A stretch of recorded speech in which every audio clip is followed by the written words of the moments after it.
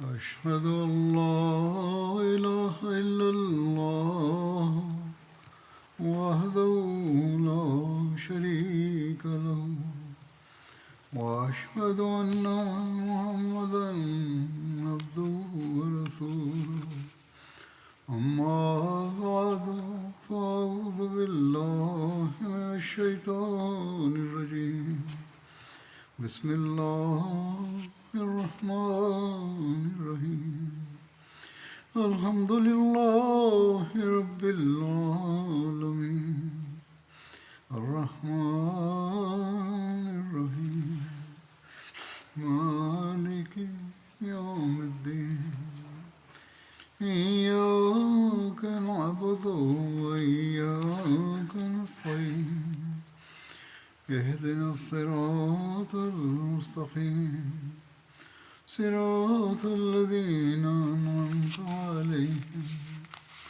غير المغضوب عليهم ولا الضالين. Hazrat Amirul Mominin Mwenyezi Mungu amsaidie sana anasema, siku hizi naendelea kueleza kuhusu vita ya Handaki. Nilikuwa nimeeleza ya kwamba makafiri kwa sababu ya upepo mkali na tufani walikimbia medani wakati wa usiku.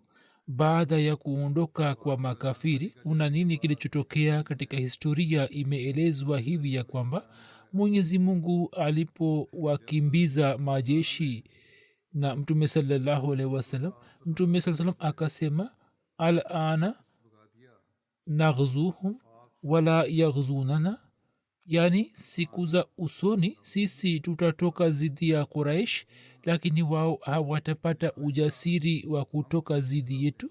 Na baadaye hivyo ndivyo itokavyo.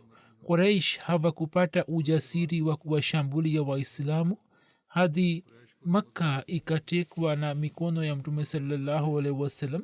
Kwa vyote vile, asubuhi ilipotokea hakukuwepo adui yeyote upande wa pili wa Handaki na wote walikuwa wameshakimbia. Mtume sallallahu alaihi wasallam akawaruhusu Waislamu kuondoka kwenda nyumba zao.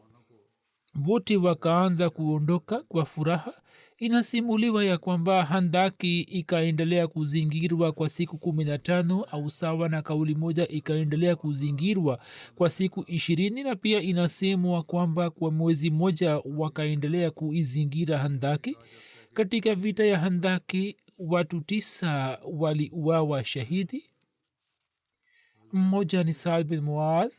Huyo alikuwa amejeruhiwa katika vita na baada ya siku chache kupita akafariki dunia. Kisha Anas bin Aus, kisha Abdullah bin Sahal, Tufail bin Noman, Salba bin Anuma bin Adi, Ka bin Zaid, Qais bin Zaid bin Amir, Abdullah bin Abi Khalid, Abu Sinan bin Safi bin Sakhar. Na maswahaba wawili walikuwa wameuawa shahidi kabla ya vita kutokea, ambao habari zao zimekwisha elezwa kabla. Walikuwa wamekwenda kukusanya taarifa ya jeshi la Abu Sufyan na huko wakauawa shahidi. Hivyo kwa ujumla watu 11 wakauawa shahidi. Wawili hawa walikuwa Sulayt na Sufyan bin Auf Aslami. Watu watatu wa washirikina wakauawa ambao ni Amr bin Abdewud, Nofal bin Abdullah bin Mughira na Uthman bin Munabba. Siku ya Handaki makafiri walipowashambulia Waislam kwa nguvu zote, na Waislam pia wakawarushia mishale.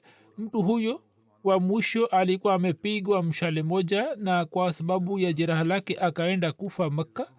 Vita ya Handaki ilifikia tamati yake na mwisho wake ukawa kama muujiza, kama tulivyoona katika historia. Kuhusu hiyo Mirza Bashir Ahmad Saheb ameandika ya kwamba kwa ujumla baada ya kuzingira Handaki kwa siku 20, jeshi la makafiri liliondoka kutoka Madina. na banu kuraiza ambao walikuwa wamejitokeza kuwasaidia pia wakarejea katika ngome yao. Katika vita hii waislam hawakupata hasara kubwa, yani watu 5-6 tu wakawa shahidi, lakini kiongozi mkuu wa kabila aus saad bin muaz akapata jeraha sugu, naye mwishowe hakuweza kunusurika, na hasara hiyo ilikuwa pigo kubwa kwa waislamu. Katika jeshi la makafiri watu 3 tu ndio waliouawa, lakini katika vita hii Quraysh wakatikisika sana kiasi kwamba baada yake hawakupata nguvu na ujasiri wa kujumuika na kuja kuishambulia Madina, na bishara ya Mtume sallallahu alaihi wasallam ikapata kutimia neno kwa neno. Baada ya jeshi la makafiri kuondoka, Mtume sallallahu alaihi wasallam pia aliwaamuru maswahaba kuondoka, na waislamu wakiinuka kutoka medani ya vita wakaingia katika Madina. Vita ya Handaki au Ahzab ambayo ikafikia tamati yake kama hivi ilikuwa ni vita hatari sana. Msiba mkubwa kama huo ulikuwa haukuwafikia waislamu kabla yake wala baada yake. Katika maisha ya Mtume sallallahu alaihi wasallam msiba kama huo mkubwa ukawafikia. Hii ilikuwa ni tetemeko kali sana ambalo likatikisa jengo la Islam kutoka mizizi yake, ambalo kwa kuona mandhari yake ya kutisha macho ya waislamu yakanywea na mioyo yao ikapanda koni, na watu wadhaifu wakazani kwamba sasa wameangamia. Na matikisiko ya tetemeko hilo hatari yakaendelea kuwatokea kwa mwezi mmoja, na maelfu ya washenzi kwa kuzingira nyumba zao wakaendelea kuwatesa, na usaliti wa Banu Qurayza ukaongeza maradufu uchungu wa mateso hayo. Na chanzo cha fitna hiyo walikuwa ni Mayahudi wa Banu Nazir ambao Mtume akiwafanyia hisani alikuwa amewaruhusu kuondoka kutoka Madina kwa amani. Huu ulikuwa ni uchochezi wa viongozi wa Mayahudi wale wale ambao kwa sababu yake makabila yote maarufu ya jangwa la Arabuni yakilewa katika uadui wa Islam yalikuwa yamejumuika ili kuangamiza Waislamu wa Madina. Na jambo hili ni la yakini kabisa kwamba ikiwa wakati ule washenzi hawa wangepata nafasi ya kuingia mjini, asingesalimika hata Muislamu mmoja, na heshima ya mwanamke yote mtakatifu isingesalimika na mashambulizi machafu ya watu hawa. Lakini hii ni fadhili ya Mwenyezi Mungu na mkono wa kudra yake ya kwamba jeshi hili kubwa likalazimika kurejea, na Waislamu kwa utulivu na amani wakarudi katika nyumba zao. Hatari ya Banu Qurayza ilikuwepo kama kawaida, watu hawa wakionyesha usaliti wao katika sura hatari. Sasa walikuwa wamejifungia katika ngome zao kwa utulivu, na walikuwa wakizani kwamba sasa mtu yeyote hawezi kutuzuru chochote. Lakini kwa vyote vile ilikuwa muhimu kuhitimisha fitna yao, kwani uwepo wao katika Madina haukuwa chini ya mfano wa nyoka ambaye anakuwa amejificha. Na upande mwingine, kama walivyofanya Banu Nazir, hiyo pia ilikuwa inaonyesha wazi ya kwamba huyu ni nyoka ambaye kumtoa nje ya nyumba pia ni hatari kama kumruhusu kubaki nyumbani. Kwa vyovyote vile, kwa ajili ya kuondolea fitna hii, hatua ilichukuliwa dhidi ya Banu Qurayza ambayo inajulikana kwa jina la vita ya Banu Qurayza iliyotokea Zulqada Hijria 5 sawa na Machi na Aprili mwaka 627.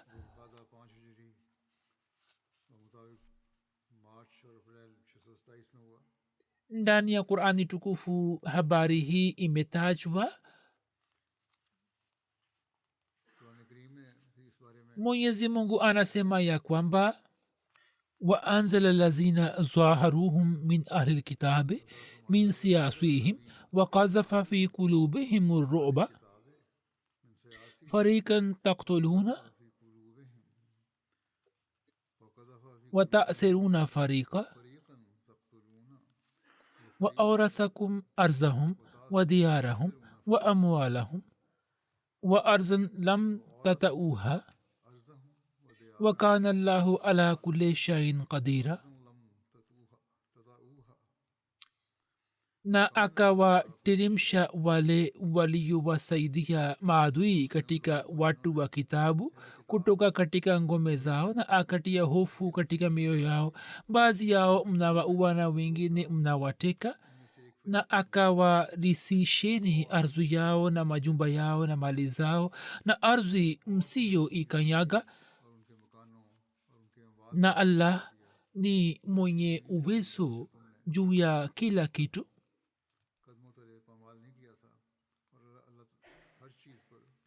utambulisho mfupi wa banu quraiza ni kama huu, ya kwamba banu quraiza ni kabila moja la mayahudi. walikuwa watoto wa quraiza walikuwa wamekuja kuishi katika ngome moja madhubuti iliyokuwa maili chache mbali kutoka madina, na kisha wakaanza kutajwa kwa jina lake. quraiza na nazir walikuwa ndugu wawili waliokuwa wametokana na kizazi cha harun. kizazi cha mmoja wakaitwa banu quraiza na kizazi cha mwingine wakaitwa banu nazir. sababu za kutokea kwa vita hii kama nimekwisha eleza katika hutuba zilizopita, na hata katika maelezo ya vita ya handaki nimeshaeleza ya kwamba banu quraiza vita ilipokuwa inaendelea wakivunja mapatano walikuwa wamewasaidia makuraish zidi ya waislam, na walikuwa wamevunja mikataba iliyokuwepo baina yao na baina ya mtume sallallahu alaihi wasallam. mtume mtukufu sallallahu alaihi wasallam baada ya kushughulikia vita ya handaki aliporejea madina, yeye na maswahaba zake wakaweka chini silaha. mtume akaingia katika nyumba ya aisha, akaagiza maji na akaanza kuosha kichwa chake. riwaya moja inasema mtume oga na akaagiza manukato na akaswali swala ya azuhuri. hata aisha anasema kwamba mtu mmoja akatusalimia tulipokuwa nyumbani, yeye akaita mtume saa salam kwa haraka. ye akamwita mtume na mtume akamwendea haraka haraka, na nilikuwa namwona kutoka ufa wa mlango. nikaona huyu alikuwa dehi ya kalbi, yeye alikuwa anapangusa vumbi kutoka uso wake. alikuwa amejifunga kilemba. mtume alikuwa amesimama huku akiegemea shingo la kipando. ye akasema, ya rasulllah, wewe umeweka silaha chini. wallahi sisi bado hatujaweka chini silaha. na katika riwaya moja maneno haya yanapatikana kwamba tangu umekabiliana na maadui malaika hawajaweka chini silaha, na hadi sasa tunarejea kwa kuyasaka makundi. ye akasema kwamba malaika hawakuweka chini silaha mpaka tukafika hadi hamraul asad, na allah akawashindisha, yani akawafanya kushindwa. sasa wewe uelekee huko. mtume akasema kwamba wapi? ye akaashiria upande ule, yani kwa banu quraiza. hat aisha anasema kwamba mimi nikarejea ndani. mtume alipokuja mimi nikasema, ya rasulllah sallallahu alaihi wasallam, huyu alikuwa ni nani uliyekuwa unaongea naye? mtume akasema, je, ulikuwa umemwona? nikasema ndio. mtume akasema kwamba ukamkuta akifanana na mtu gani? nikasema kwamba dehi ya kalbi. mtume akasema kwamba huyu alikuwa jibrail. na hapo jambo lile pia likawa wazi kwamba malaika hawajashusha bado silaha. huyu alikuwa jibrail aliyekuwa ananiambia kwamba nielekee kwa banu quraiza. mtume wakati ule ule akatangaza kwa masahaba na waislamu kwamba wajitokeze kwenda kwa banu quraiza na swala ya alasiri waswali huko huko. hivyo masahaba kwa kusikia tangazo hilo wakatoka kwa haraka na kuelekea huko. hali ya utii wa masahaba ilikuwa ndio hii kwamba njiani ilipowadia muda wa swala ya alasiri na ilikuwa karibu kwamba muda wake utapita, baadhi ya masahaba kwamba kwa kufikiri kwamba muda wa swala unakaribia kuisha hivyo tuswali wakaswali na sawa na Fathul Bari ya Bukhari wengine wakasema kwamba kwa kuwa nabii karim amesema kwamba swala ya alaswiri tuswali huko kwa Banu Quraiza hivyo kama muda unapita upite sisi tutaswali huko huko sawa na riwaya watu hao wakafika huko ambapo jua lilikuwa limekusha zama tayari na wakati ule wao wakaswali sala ya alaswiri na mtume hakusema lolote kwa kundi lolote yani wale walioswali njiani kwa sababu ya hofu ya kukwisha muda na wengine walioswali baada ya jua kuzama na kufika huko kwa Banu Quraiza mtume akamwita Ali na akampatia bendera ya jeshi yenye rangi nyeusi iliyokuwa inaitwa Uqab. maelezo hayo yameelezwa katika Sahih Bukhari na katika baadhi ya vitabu vya historia. Kuna maelezo mengine yasemayo kwamba kwanza mtume sallallahu alaihi wasallam alimtuma hat Ali pamoja na kundi moja kutangulia kwenda mbele na kisha mwenyewe akaenda nyuma yake.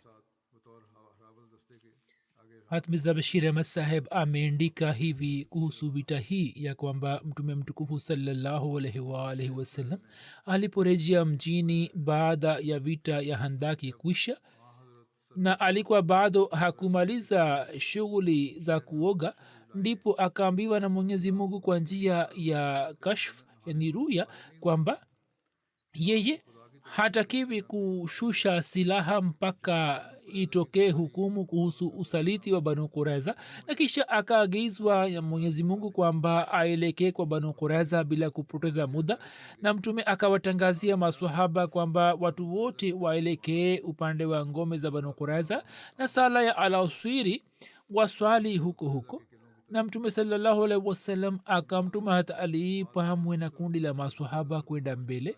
Mwanzoni imeelezwa hivi kuhusu hata Aisha kwa vyote vile hii ilikuwa ni manzari ya kiruya kama alivyondika Mirza Bashir Ahmad Saheb na yawezekana kwamba manzari haya awe ameyaona hata Aisha vile vile na hiyo inaweza kutokea. Habari ya kuelekea kwa Banu Quraiza inapatikana hivi ya kwamba mtume sallallahu alaihi wasallam alimteua hat Ibn Maktum kama msimamizi wa Madina na siku ya Jumatano akatoka kuelekea kwa Banu Quraiza na siku 7 za Zulqada zilikuwa bado zimebaki. Mtume sallallahu alaihi wasallam akainua silaha na akavaa deraya na kofia ya chuma na akashika mkuki mkononi mwake na ngao akaininginiza kwenye shingo lake na akapanda juu ya farasi yake Nuhaf. Waislam walikuwa na farasi 36 na mtume pamoja na sahaba zake akaondoka. Ibn Saad anasema kwamba watu 3,000 walikuwa pamoja na mtume kama imekusha elezwa kwamba hata Ali pamoja na kundi moja la wahajiri na ansar alikuwa ameshafika kwa Banu Quraiza. Hata Abu Qatada anasema kwamba sisi tulifika kwa Banu Quraiza na hata Ali akafunga bendera chini ya ngome yao. Banu Quraiza walipotuona wakapata yakini kwamba sasa vita itatokea, kisha wao wakijifungia katika ngome zao wakaanza kuwatukana mtume sallallahu alaihi wasallam na wakeze watukufu. Hata Abu Qatada anasimulia ya kwamba sisi tukakaa kimya na hatukuwapatia jibu lolote la matusi yao na tukajisemea kwamba sasa upanga ndio utakaoamua baina yetu na baina yenu. Mtume pia akafika huko na akapiga kambi karibu na kisima cha Bereuna karibu na ngome yao. Hicho inaitwa Bereana na ni kisima kimoja katika visima vya Banu Quraiza. Katika sira ya Khatama Nabiyin Mirza Bashir Ahmad Saheb ameandika maelezo yake kama hivi kwamba hata Ali alipofika huko Banu Quraiza ambao baada ya vita ya Handaki kiongozi mkuu wa Banu Nazir na mwanzilishi mkuu wa fitina hii Huyai bin Akhtab pia sawa na ahadi yake alikuwa amekuja kuungana nao wakionyesha majuto, yani badala ya kuonyesha majuto juu ya usaliti wao wangeomba afu na msamaha. Wakaanza kumtukana mtume sallallahu alaihi wasallam kwa uwazi na kwa kutumia njia ya washenzi. wakaanza kuongea mabaya na maneno machafu zidi ya wake za mtume saa salam.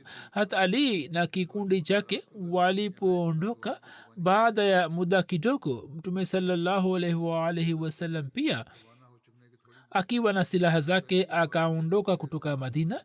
wakati ule mtume alikuwa amepanda farasi na kundi moja la masahaba walikuwa pamoja naye. mtume alipofika karibu na ngome za banu quraiza, hata ali ambaye alikuwa amekuja nyuma ili kumpokea mtume salallahu alaihi wasallam akasema, ya rasulllah, naona huna haja ya kwenda mbele, sisi inshallah tutawatosha. mtume sallallahu salam akaelewa fikira yake na akasema, je, banu quraiza wamesema mabaya zidi yangu? hata ali alipona kwamba hatali ananizuia, akajua kwamba watu wamesema mabaya. hatali akasema kwamba ndio mtume sallallahu alaihi wasallam. mtume akasema kwamba haina shida, twende.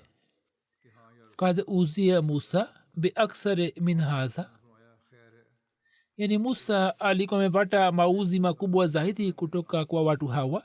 ilmradi mtume akasonga mbele na akifika karibu na kisima kimoja cha banu quraiza akapiga kambi. sawa na riwaya moja ya mtume sallallahu alaihi wasallam alimwambia ali ya kwamba haina shida, hawana ujasiri wa namna hiyo kwamba waseme mabaya mbele yangu, na akaendelea kwenda mbele kwa utulivu na kwa amani.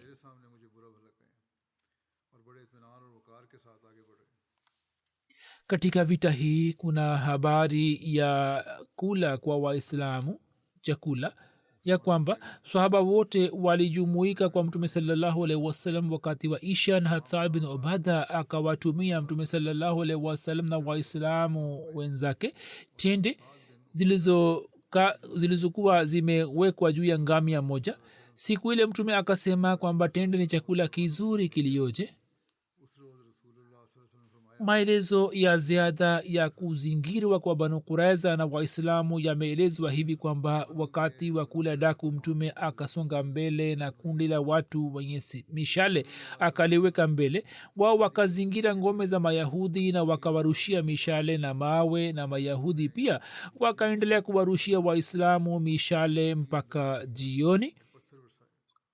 waislamu wakapitisha usiku karibu na ngome zao, na waislamu wakaendelea kuwashambulia mayahudi kwa zamu. mtume salallahu alaihi wasallam akaendelea kuwaongoza waislamu mpaka mayahudi wakapata yakini kwamba wataangamia, na wakasitisha urushaji wa mishale juu ya waislamu na wakasema kwamba tuacheni, sisi tuko tayari kuongea nani. mtume akasema kwamba ni sawa. wao wakamtuma nabash bin qais kwa mtume. yeye akamwambia mtume salallahu alaihi wasallam kwamba yeye awaruhusu kuondoka kutoka huko kama walivyokwenda banu nazir, na alisema kwamba uchukue mali na silaha zetu na utusamehe damu yetu.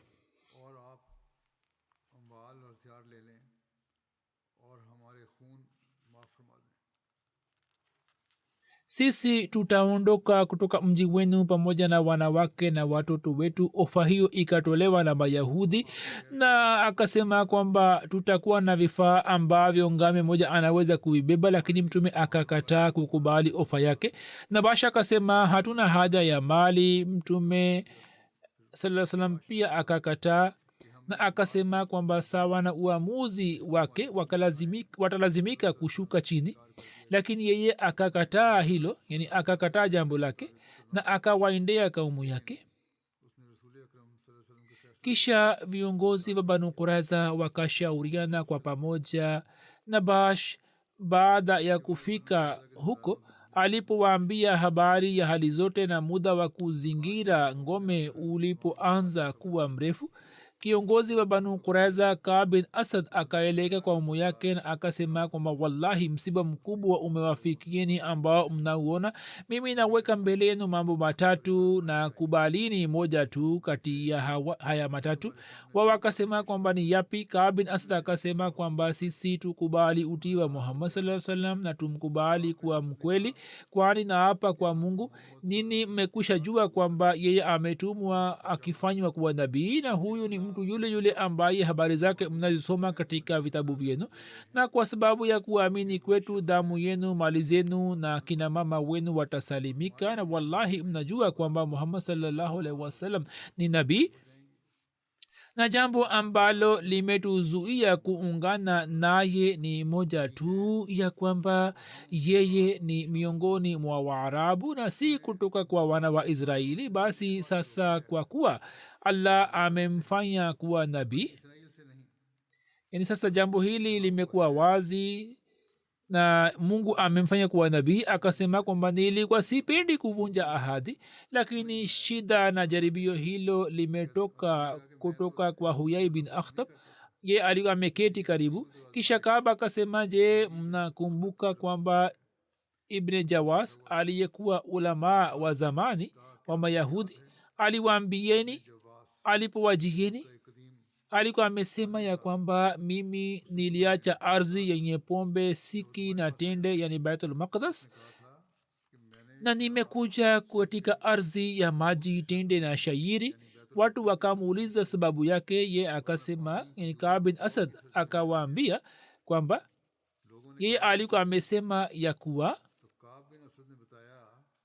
nabii mmoja atazihiri kutoka kijiji hiki, na wakati ule ikiwa niko hai basi nitamtii na nitamsaidia, na kama akija baada yangu basi muwe na tahadhari, mtu yote asiwatieni katika udanganifu, yani mumkubali na musije mkamkataa, na mumtii na muwe wasaidizi wake na marafiki zake. mimi nimeviamini vitabu vyote viwili, yani kitabu cha kwanza na cha mwisho vile vile, kitabu kilichoshuka juu ya muhammad sallallahu alaihi wasallam, na nini mumfikishie salamu yangu na museme kwamba mimi nilikuwa nimemsadikisha. kisha kaaba akasema, basi njoni sisi tumtii muhammad sallallahu alaihi wasallam na tumsadikishe.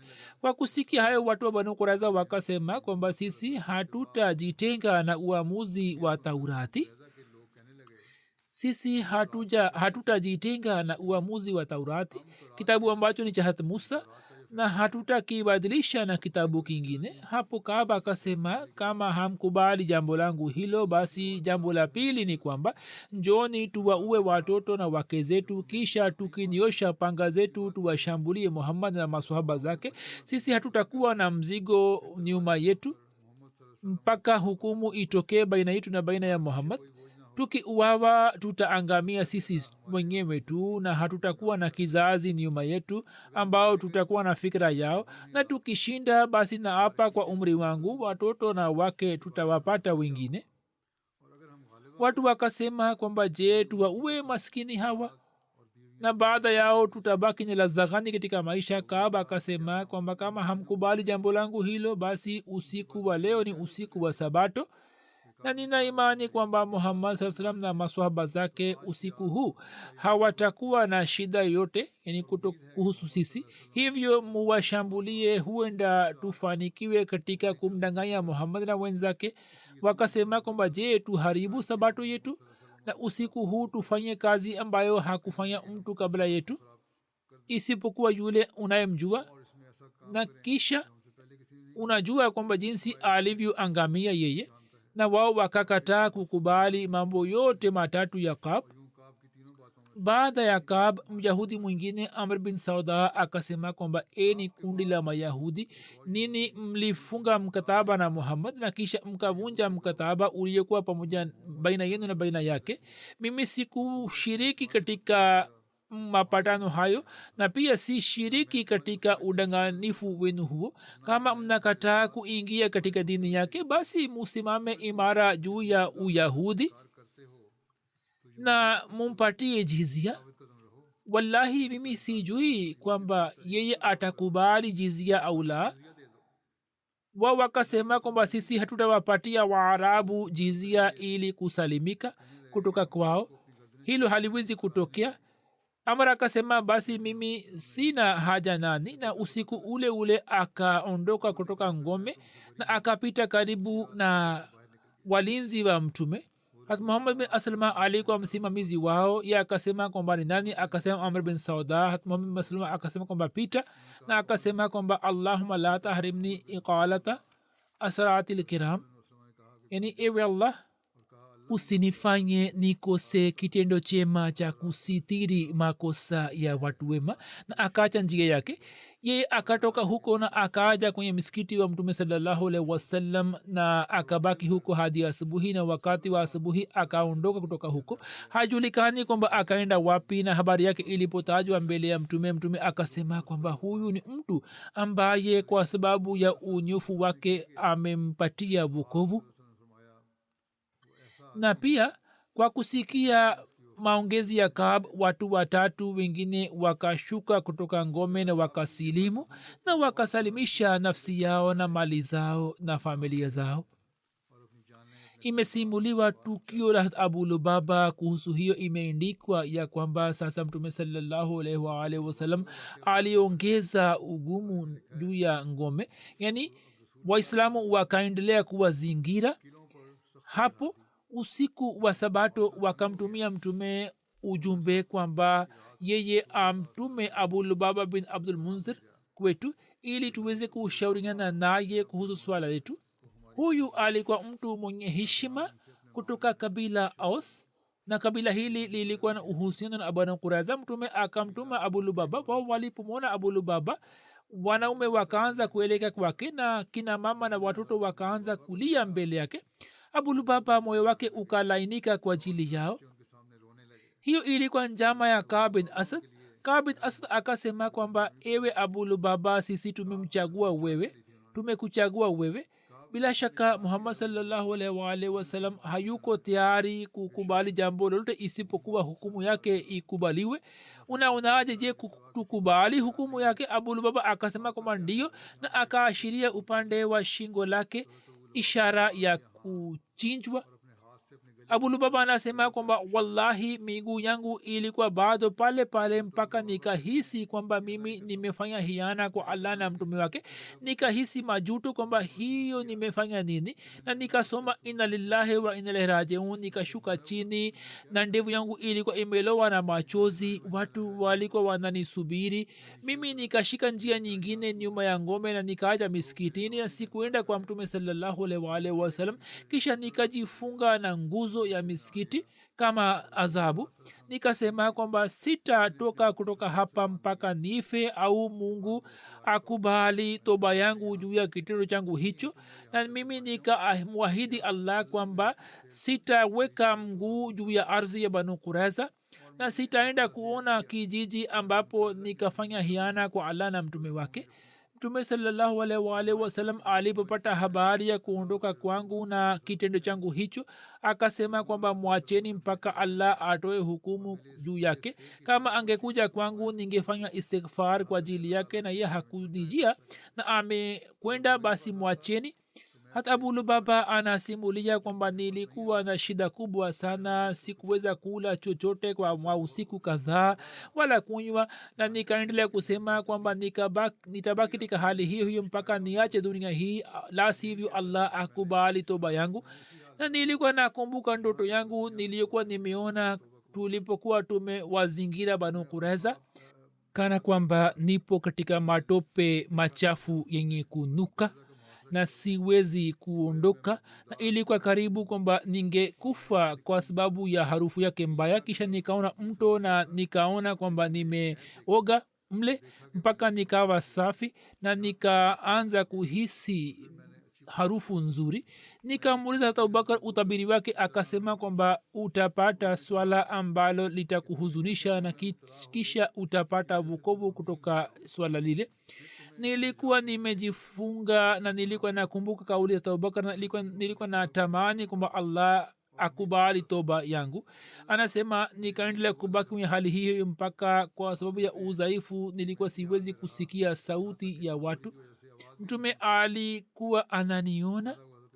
ibn hisham anasema kwamba aliendelea kujifunga kwa mausiku 6. kisha mwenyezi mungu akakubali toba ya abu lubaba na akashusha aya kwamba wa akharuna atarafu bizunubihim khalatu amalan salihan wa akhara sayya asallahu an yatuba alaihim inna allaha ghafuru rahim. Na wako wengine waliokiri zambi zao wakachanganya vitendo vizuri na vingine vibaya, huenda allah akapokea toba zao. hakika allah ni msamehevu mrehemevu. hata bulu baba kuhusu toba yake, wahi ilishuka juu ya mtume sallallahu alaihi wasallam wakati wa kula daku. mtume alikuwa katika nyumba ya hatume salama. hatume salama anasema kwamba mimi wakati wa kula daku nikamwona mtume sasa akitabasamu, nikasema ya rasulullah sallallahu alaihi wasallam, mwenyezi mungu daima akuweke ukiwa na tabasamu. una tabasamu kwa sababu gani? mtume akasema kwamba ni habari njema kwa ajili ya abu lubaba. nikasema kwamba je, nimwambie kuhusu habari hiyo njema? mtume akasema kwamba bila shaka unaweza kumpatia habari hiyo. kisha nikasimama karibu na mlango wa chumba changu, nikasema kwamba ewe abu lubaba, ufurahie, mwenyezi mungu amekubali toba yako. watu wakaenda ili kumfungua. hata abu lubaba akasema kwamba hapana, mtume sasa ndiye atakaye nifungua. akasema kwamba sasa nimejifungia, hivyo mtume atakuja kunifungua. mtume alipokuja kwa ajili sala alfajiri, kwa mkono wake mtakatifu akafungua kamba yake. abu lubaba akasema ya rasulllah sallallahu alaihi wasallam, toba yangu ndio hii kwamba mimi niache nyumba za kaumu yangu ambamo nimetenda zambi hiyo, na mali yangu yote nitoe katika njia ya allah na mtume wake kama sadaka. mtume akasema kwamba ewe abu lubaba, kwa ajili yako sulusi moja inatosha. kwa vyote vile iwe wazi ya kwamba kuhusu abu lubaba, tukio ambalo limetajwa hapo juu, maelezo haya hayapatikani katika siha sita. yawezekana kwamba ishara ya abu lubaba iwe natija ya fikra yake tu, lakini kwa vitu vile katika historia habari hiyo imetajwa. Hazrat pia ameeleza maelezo ya tukio hili. anaandika ya kwamba banu kuraiza walipochoshwa na hali hii ya kuzingirwa, wakapanga mpango kwamba wamwite muislamu ambaye awe na uhusiano mzuri pamoja nao na aweze kudanganywa kwa sababu ya tabia yake. wamwite kwenye ngome na wajaribu kujua kutoka kwake kwamba mtume ana nia gani kuhusu wao, ili sawa na hali hiyo waweze kupanga mpango wa siku za usoni. hivyo wao wakapeleka mjumbe moja kwa mtume sallallahu alaihi wasallam na wakamwomba mtume kwamba abu lubaba bin munzir ansari apelekwe kwenye ngome yao ili wao waweze kushauriana naye. mtume akamruhusu abu lubaba. abu lubaba akaenda katika ngome yao.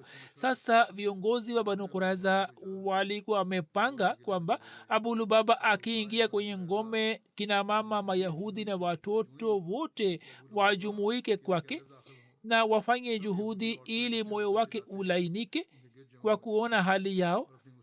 wakafanikiwa katika mpango huo, na abu lubaba alipoenda kwenye ngome moyo wake ukalainika. na banu kuraiza walipomuuliza swali kwamba abu lubaba, unaona hali yetu, je, kwa hukumu ya mtume tushuke chini kutoka ngome zetu?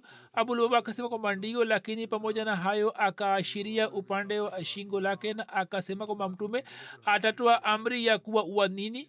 ilhali hiyo haikuwa sahihi. mtume alikuwa hakuamua kufanya hivyo, lakini kwa sababu ya kupata athari kutoka kwa hali yao, mawazo ya abu lubaba hayakusimama nyuma mpaka yakaenda kumshawishi kutamka maneno hayo. ilhali huruma hiyo ya abu lubaba, ambayo kwa sababu yake ye baadaye akahisi majuto sana juu yake, na kwa sababu yake akaenda kujifunga miskitini na nguzo yake mpaka mtume sasa akimsamehe akaenda kumfungua mwenyewe. lakini jambo hilo likawa sababu ya maangamio ya banu kuraiza, na wao wakaendelea kusimama juu ya jambo hili kwamba sisi hatutashuka chini juu ya uamuzi wa muhammad saa salam. maelezo hayo bado yanaendelea. wahamadia wa pakistan wanatakiwa kufanya maombi kwa ajili yao. Siku hizi ardhi inaendelea kuwa ngumu kwa ajili yao.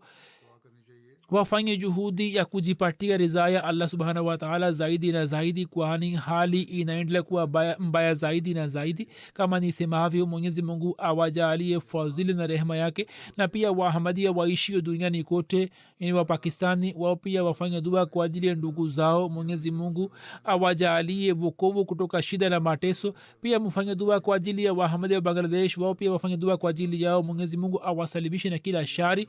huko pia wahamadia wana mateso makubwa sana. pia muwakumbuke wahamadia wa aljazair. mwenyezi mungu awasalimishe na kila shari. wanaendelea kuteswa, kukamatwa na wanaendelea kupigwa faini vile vile. mwenyezi mungu asalimishe imani yao na aimarishe imani yao. wahamadia wa sudan pia wana hali mbaya, hali ya kivita. pia mufanye dua kwa ajili yao. kila mahala mtu anayetamka kalema amekamatwa na mikono ya mtu mwenye kutamka kalema, na ndio sababu kwamba watu wasiokuwa waislam, maadui wa islam, wanaendelea kufanya majaribio ya kuwaletea waislamu madhara. mfanya dua, mwenyezi mungu anaweza kuzuia mikono ya serikali ya kiisraeli, serikali ya marekani na mikono ya nguvu kubwa. katika mkono wake kuna nguvu zote, lakini kwa ajili yake waislamu pia watalazimika kuonyesha matendo yao sawa na ridhaa ya allah, na watalazimika kuwa mfano wa ndugu, na watalazimika kumaliza hitilafu zao, jambo ambalo hatulioni kutokea. ndipo ahadi ya mungu ya msaada wake itapata kutimia. waislamu watalazimika kuishi kama waumini. mwenyezi mungu atujalie sote na pia awajalie waislamu wote.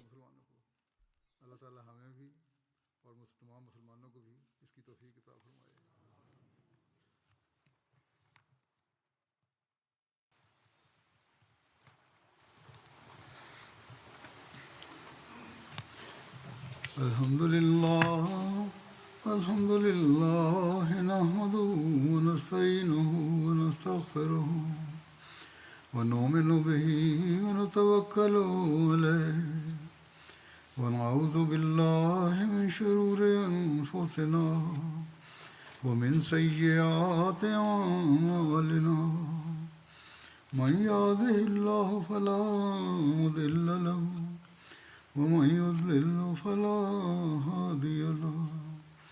ونشهد أن لا إله إلا الله ونشهد أن محمدا عبده ورسوله.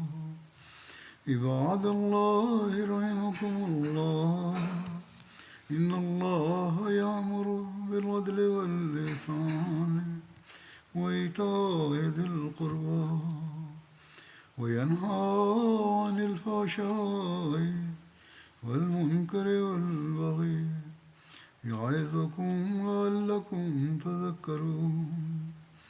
اذكروا الله يذكركم وادعوه يستجب لكم ولذكر الله أكبر.